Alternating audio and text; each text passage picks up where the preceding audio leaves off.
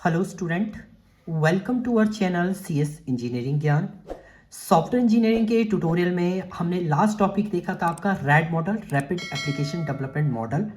आज हमारा next model है, सॉफ्टवेयर डेवलपमेंट मॉडल है आपका spiral model. Spiral model mainly deal करता है आपका SDLC मॉडल पे ही ये डील करेगा, बट इसका जो मेन वर्क होता है आपका रिस्क मैनेजमेंट, रिस्क को मैनेज करना।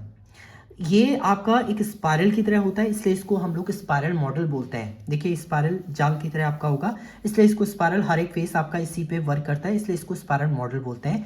सो spiral model is a system development life cycle method use for risk management that combine the iterative development process model with element of waterfall model. Maximum जो model element use करेगा ये waterfall model के ही आपके use करेगा, and इसमें mainly आपका risk management होता है।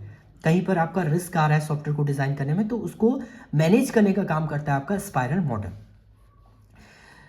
Spiral model is use by software engineering and the favourite for large expensive and complicated project. अगर आपका कोई लार्ज प्रोजेक्ट है, कॉम्प्लिकेटेड प्रोजेक्ट है, उसको डिजाइन करना है तो आप स्पाइरल मॉडल से डिजाइन कर सकते हैं। इसके आपके 4 फेसेस होते हैं। सबसे पहला फेस होता है आपका objective determination and identify alternative solution. दूसरा आइडेंटिफाई एंड रिजॉल्व रिस्क। तीसरा development next version of the product. And चौथा आता है आपका review and plan for the next phase. Next phase में आप क्या प्लान करेंगे वो आपका डिफाइन करता है fourth phase.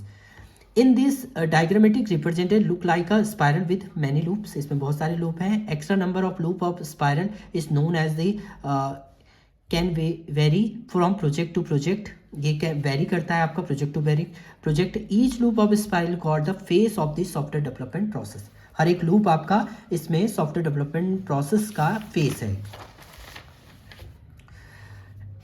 As the project management dynamically determines the number of phases, the project manager has an important role in developing a product using Spiral। देखिए आपको रिस्क मैनेजमेंट से रिलेटेड कुछ कंटेंट डेवलप करना है या आपको सॉफ्टवेयर को without risk develop करना है तो आप स्पाइरल मॉडल का ही यूज करेंगे।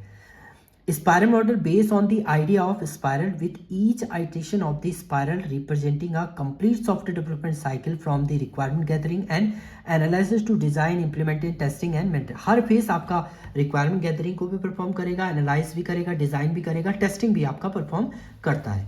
तो फेसेस ऑफ स्पाइरल मॉडल की हम लोग बात करें।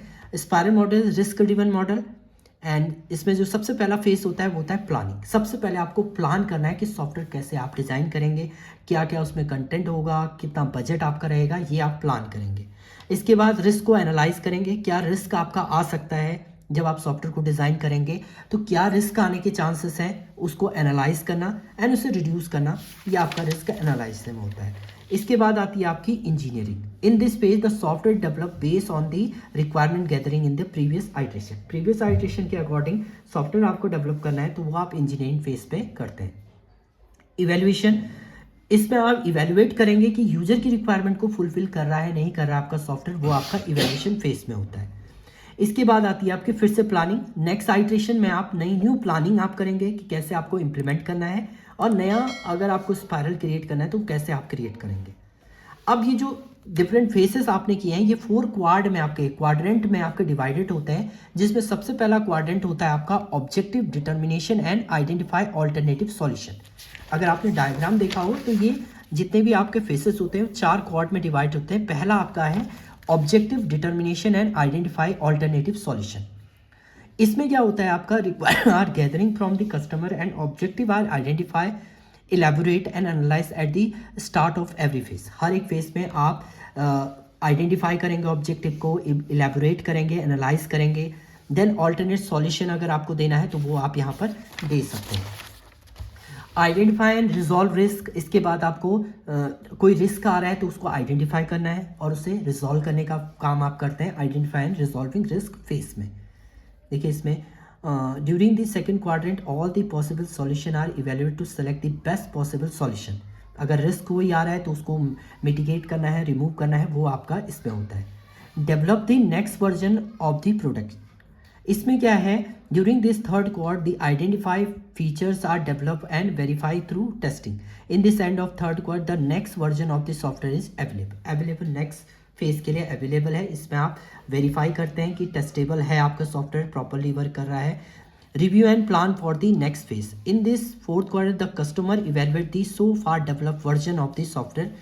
Plan for the next phase is started, इसमें नेक्स्ट फेज का आपका प्लान होता है। इसमें आपका ये हो जाता है कि सॉफ्टवेयर प्रॉपरली वर्क हो कर रहा है, अब आप मार्केट में उसको क्या कर सकते हैं, लॉन्च कर सकते हैं। तो इस फेज में आपका रिव्यू होता है सॉफ्टवेयर का, सॉफ्टवेयर को आप रिव्यू करेंगे रिव्यू फेज में।